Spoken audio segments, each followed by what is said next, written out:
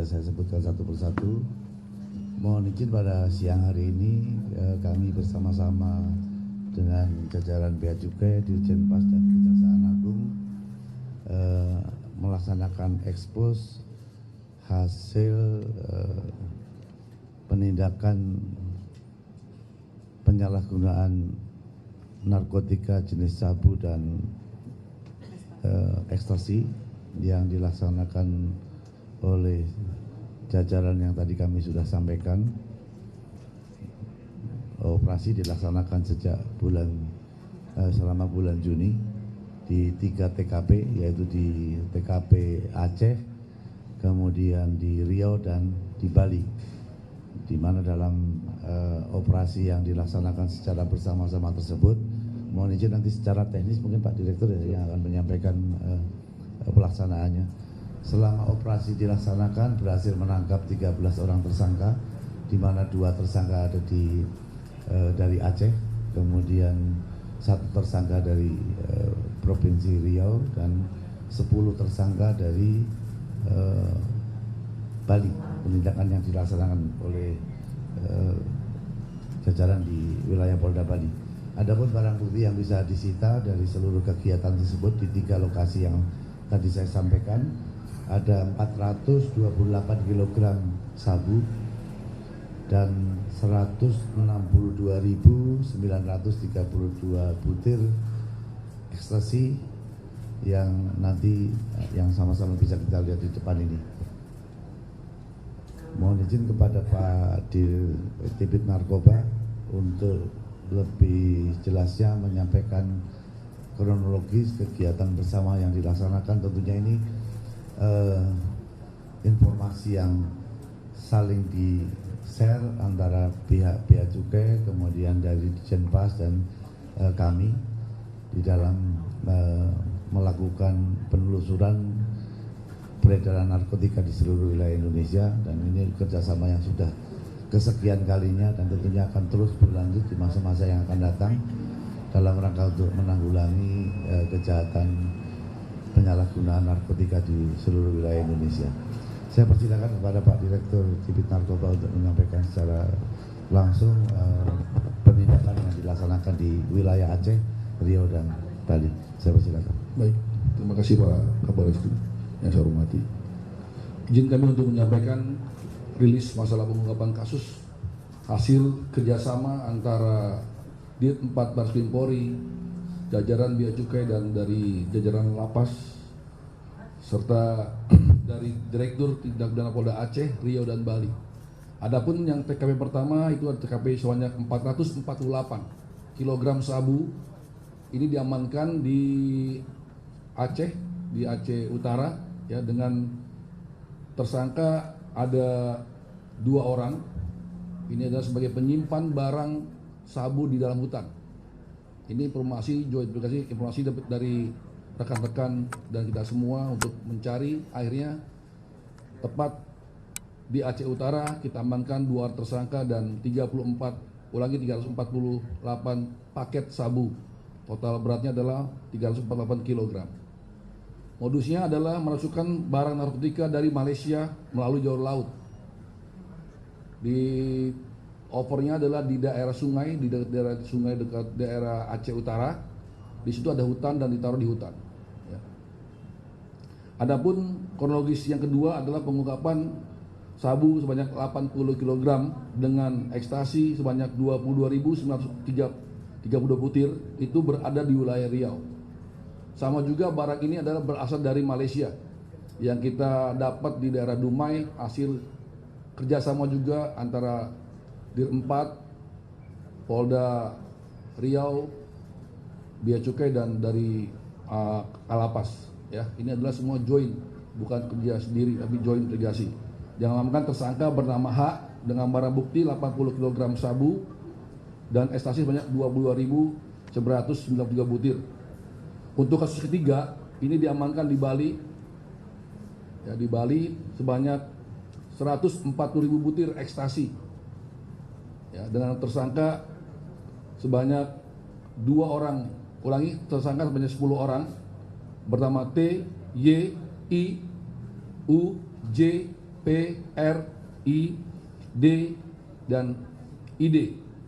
Barang buktinya adalah 40.000. Modus operandi barang ini dikirim dari Belanda melalui jalur darat dan kita melakukan counter delivery sampai ke Bali.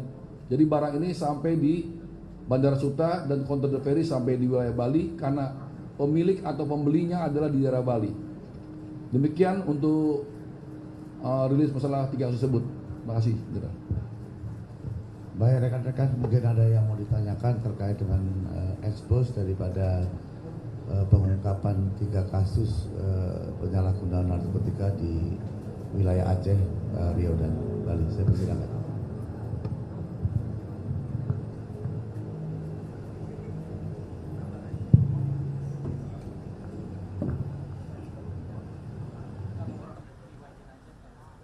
Ada yang mau ditanyakan? Kalau tidak ada, saya rasa ekspos yang dilaksanakan pada sore hari ini itu, saya persilakan Pak. Ya, Pak, tadi disebutkan pengungkapan 3 kasus ini kerjasama Bea Cukai dan PAS.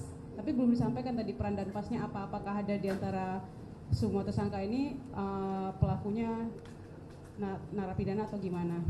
Terus yang kedua, pertanyaan yang lain Pak, terkait update dari soal narkopolitik yang Bapak sempat sampaikan sampai saat ini seperti apa perkembangannya, update-nya, pemetaan yang dilakukan, sudah adakah indikasi-indikasi itu terbukti apa tidak? Itu aja, terima kasih. Baik, untuk informasi kita tetap dari Bea Cukai dan juga dari tidak pelaku dari lapas ya. Sudah arti kita join untuk memberikan informasi. Kita nggak perlu bisa buka di sini secara gamblang untuk tersebut ya. Tapi kita berkat bantuan dari Dirjen PAS dan Bea Cukai kita bisa mengerjakan ini ya. Narkopolitik. Untuk narkopolitik sampai sekarang kita terpantau terus dan kita masih belum ada terindikasi untuk ada hal tersebut. Tapi tetap kita pantau untuk hal tersebut sampai menjelang pemilu. Terima kasih, Pak. Jadi saya ingin menambahkan bahwa peredaran narkotika ini tidak pernah terlepas dari peran daripada teman-teman kita yang ada di Dirjen PAS di dalam membantu sharing informasi adanya pelaku-pelaku yang sekarang ini sedang berada di lapas. Mereka tidak menutup kemungkinan itu memiliki jaringan di luar dan mereka mengendalikan peredaran narkotika itu dari dalam lapas. Ini suatu hal yang luar biasa dilaksanakan oleh jajaran Dirjen PAS di dalam mendukung penanggulangan masalah penyalahgunaan narkotika seluruh Indonesia. Nah, di mana informasi ini bisa diberikan langsung kepada Polri, bisa diberikan kepada Bea Cukai atau bersama-sama kita bahas informasi tersebut untuk ditindaklanjuti bersama. Bila ada menyangkut personel atau narapidana yang ada di lapas, maka dengan cepat beliau akan membantu untuk memfasilitasi tindakan kepolisian bersama Bea Cukai yang ada di sana. Itu yang pertama. Kemudian yang kedua, memang sampai saat ini kita masih terus melakukan kegiatan pemantauan dan pemetaan terhadap peredaran narkotika. Ini kan narkotika ini kan memang sebenarnya barang ini nggak ada karena berbahaya, tapi pasarnya cukup lumayan di Indonesia. Bisa digunakan untuk apa saja, bukan hanya untuk politik, tapi bisa juga untuk kejahatan-kejahatan lain termasuk kejahatan terorisme. Oleh karena itu jajaran Direktorat 4 tentunya bekerja sama dengan seluruh komponen yang ada di Bea Cukai, kemudian dari Dirjen PAS dan dari Kejaksaan Agung untuk terus memonitor potensi-potensi yang bisa digunakan dari hasil peredaran dan penyalahgunaan narkotika oleh para pelakunya. Namun kita tidak akan mungkin bisa umur ya. Kita masih terus petakan dan monitor, mudah-mudahan apa yang sinyalemen yang disampaikan oleh jajaran Direktorat beberapa waktu yang lalu ini tidak terjadi. Saya rasa itu tambahan. Terima kasih. Mungkin Pak Dirjen juga. Amin.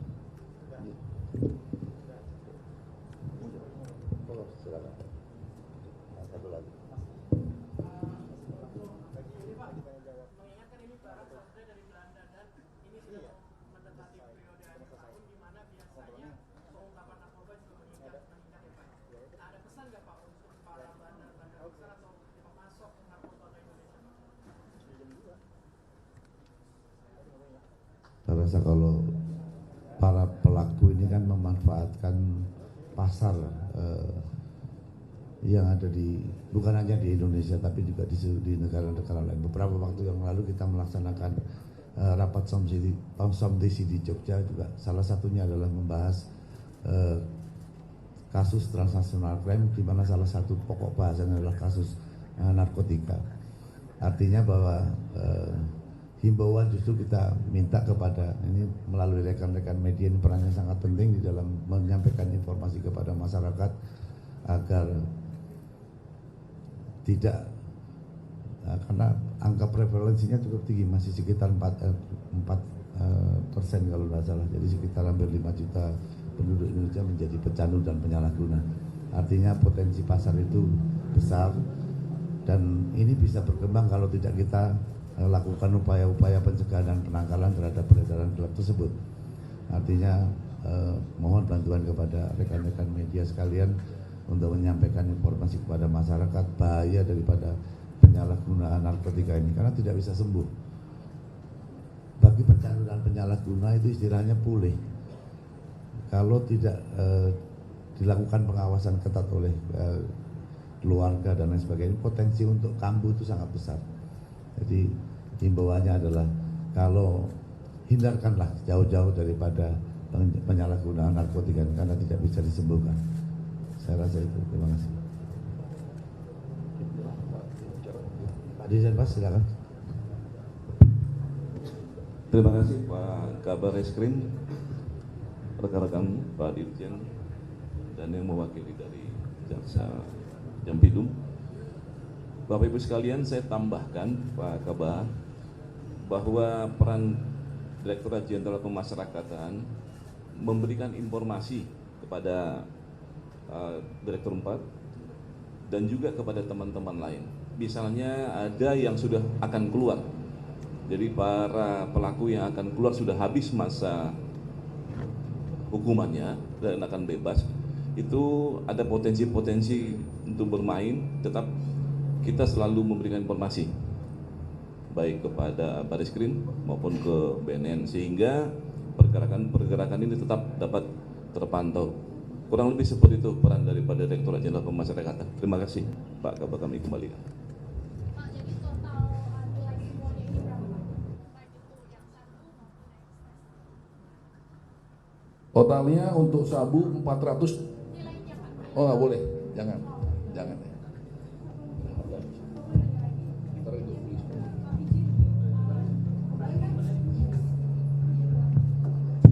Siap. Mungkin di-update lagi ke Dirjen Bea Cukai. Biasanya kalau setiap kali rilis di-update tuh sudah berapa kali melakukan penanganan bersama, peraturan bersama, dan jumlahnya juga berapa. Artinya bisa dibandingkan nanti dengan masa yang sama di tahun yang lalu dengan sekarang meningkat apa tidak. Nanti minta itu. Yang kedua Pak, kan kemarin rame tuh Pak ada bunker ya, bunkernya narkoba di salah satu kampus di Makassar. Nah itu apakah sudah ada maksudnya Polri ada melakukan pengembangan nggak Pak? Apakah narkoba itu sudah mulai masuk ke jaringan mahasiswa dan sudah, apakah hanya di situ saja? Apakah ada kemungkinan di seluruh kampus juga sebenarnya jaringan narkoba itu sudah menyusup atau bagaimana? Mungkin analisanya seperti apa? Oke, terima kasih.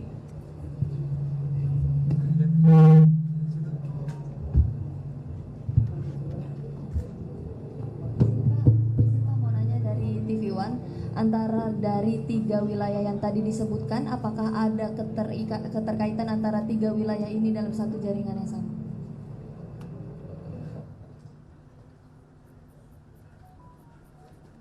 Terima kasih Pak Kabar. Rekan-rekan media mungkin kami tambahkan satu, tadi sampaikan Pak Kabar Eskrim bahwa ini adalah koordinasi bersama selama ini penanganan narkoba dari kepolisian dipimpin oleh Kabar Eskrim bersama Polda dan juga disupport kerjasama dengan BNN dan juga Dirjen Pas dan kami di Bea Cukai. Tentunya kita tahu pemasukan daripada barang-barang ilegal ini banyak macam. Ada dari pesawat, ada dari kapal, dan dari bentuk di perbatasan juga dimungkinkan.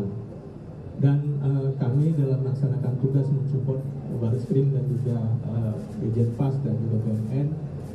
Paling tidak tangkapan ini melibatkan di Kanwil Bea Cukai di Aceh, Kanwil Bea Cukai di Riau, di Sumut, kemudian Kepala KPU di Suta, dan juga teman-teman di Kanwil Bea Cukai di Bali yang tadi disampaikan oleh Pak Kabar Eskrim. Ini tentunya koordinasi bersama, event di internal kami dan juga bersama Polri dan juga sama BNN dan Dijenpas. Tadi ditanyakan tahun lalu kerjasama kami dengan APH melakukan tegangan mencapai 6,5 ton. Sebelumnya 2021 sekitar 5 ton, dan sampai saat ini di bulan Juni ini paling tidak sekitar 2,6 ton sudah bisa kita tegah bersama dengan kepolisian, dengan BNN, dengan PAS bersama. Demikian kami sampaikan. Terima kasih. Baik, untuk yang jaringan sama adalah antara Aceh dengan Riau, karena barang-barangnya masuk dari Malaysia dan dia menggunakan cara yang sama. Makanya kita setelah Riau bisa nangkap pembangun ke Aceh. Ya. Untuk masalah yang di Sulawesi Selatan itu tetap kita dalami terus, ya, kita lihat terus, ya. Tetap kita akan pantau-pantau semua, ya, bukan cuma semua masyarakat yang kira-kira menggunakan barang-barang narkotika ini. Sekian, terima kasih.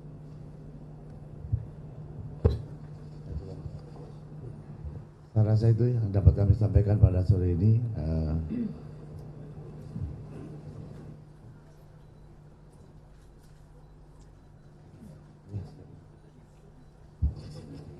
Baik, untuk pasal yang diterapkan adalah pasal 114 ayat 2 junto pasal 132 ayat 2 Undang-Undang Narkotika nomor 35 tahun 9 tentang narkotika, ya. Ancaman hukumannya adalah pidana mati. Subsidiar pasal 111 ayat 2 junto 132 ayat 2 Undang Narkotika dengan ancaman hukuman mati. Adapun jiwa yang telah diselamatkan dari semua barang bukti yang sudah diamankan sebanyak 2.320.932 jiwa kita selamatkan dengan barang bukti yang telah kita amankan. Baik. Terima kasih rekan-rekan sekalian. Mudah-mudahan dengan rilis bersama ini sebagai bentuk komitmen kita untuk terus bergandengan tangan di dalam melakukan upaya pencegahan dan penanggulangan peredaran narkotika di seluruh wilayah Indonesia, karena tidak menutup kemungkinan ini bisa menyasar kemana saja, karena tadi disampaikan oleh Pak Dirjen Bea Cukai bisa melalui jalur darat, laut maupun udara, dan ini pergeserannya bisa sangat cepat, dan modus para pelaku juga selalu mengadaptasi dengan langkah-langkah yang dilakukan oleh APH di lapangan. Jadi peran daripada rekan-rekan sekalian di memberikan informasi kepada masyarakat, ini terutama ini Bali ini agak rawan ini kalau dengan adanya peredaran ekstasi yang cukup besar. Mohon kepada Pak Direktur 4 untuk betul-betul melakukan langkah-langkah pencegahan agar masyarakat yang belum menjadi pecandu tidak menjadi tertular karena itu. Terima kasih, selamat sore. Wabillahi taufiq wal hidayah. Wassalamualaikum warahmatullahi wabarakatuh. Terima kasih kami aturkan kepada Bapak Kabar Eskrim Polri beserta Direktur Tindak Pidana Narkoba Polri yang telah melaksanakan siaran pers pengungkapan tindak pidana narkotika, dan selanjutnya kami mohon berkenan untuk melaksanakan foto bersama dengan barang bukti yang telah dihamparkan ke hadapan kita sekalian. Dan untuk rekan-rekan media, kami persilakan untuk dapat mengabadikan gambar atau foto bersama.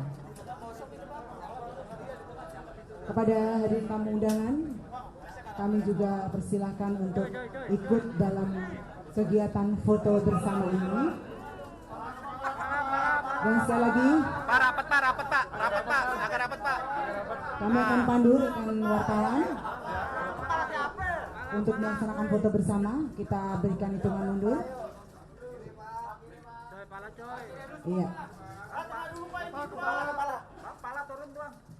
3, 2, 1. Sekali lagi kami hitung mundur. 3, 2, 1.